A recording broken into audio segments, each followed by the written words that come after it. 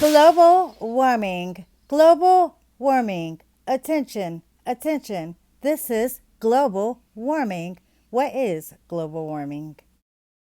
100 million people in the U.S. will be living under a heat advisory as a brutal heat wave moves into the Midwest and Northeast. A new analysis finds the heat that's been baking the U.S., Mexico, and Europe over the past month would be, quote, virtually impossible without human-caused climate change. It comes from an international group of researchers known as the World Weather Attribution.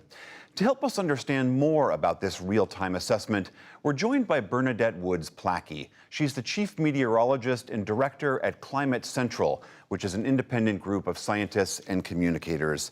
Bernadette Woods-Plackey, so good to have you on the NewsHour. This new report is part of a field of what's known as attribution science. Can you tell us a little bit about what this study showed about the connection between climate change and these heat events? So attribution science is where we can go into individual weather events and tease out the role of climate change. We do that through three ways. One, our knowledge of a specific weather event, and heat is one where we know a lot. Two, historic temperature records. We can go back in time to see what's happened before. And three, model data. We can look and we can model different scenarios in our Earth's environment.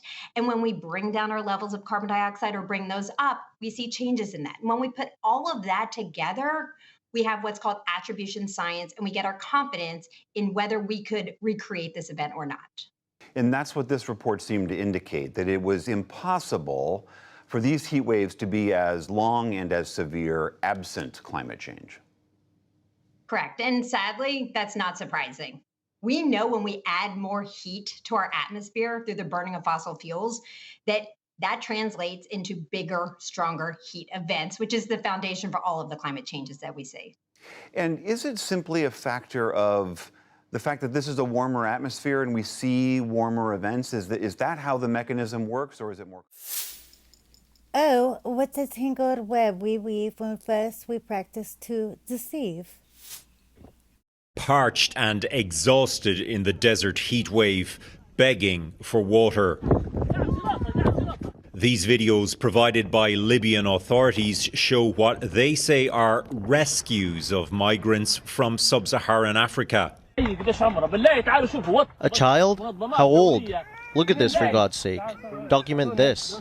For weeks, both Libya and Tunisia have effectively locked large groups of people in no man's land between the two countries. There is no food. Syria, we are sleeping. So everything, so dirty, so stone. We are suffering. We need help from UN. It's what we need, please. They brutalize us. They maltreat our women. They maltreat the youth. Here we have been drinking this river water. Libya says it found 5 people dead in a remote border area Monday. The exact number of people still stuck is unclear.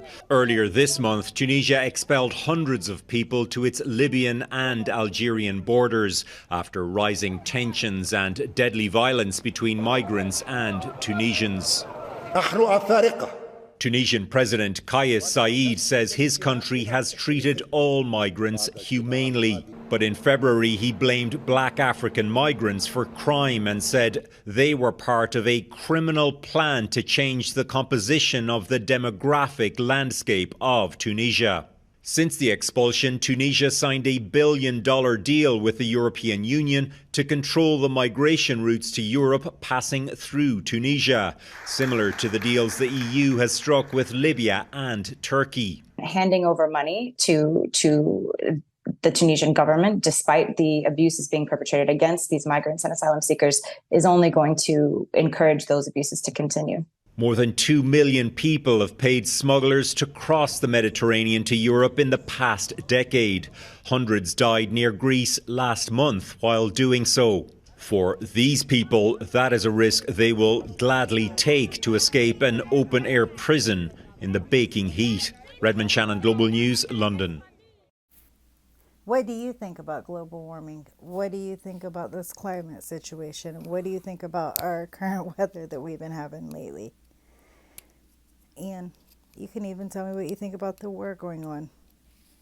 All the chaos and problems everywhere. Let me know what you think about it all. I'm curious. If you like my content, please like, comment, share, subscribe. If you don't, just continue clicking on away at whatever else. But if you do, I would appreciate it. That way more people will be able to get it. It'll start getting in the algorithms, and I will start becoming more normal with my content. Have a good day, y'all. Holler at y'all later. And let truth prevail no matter what.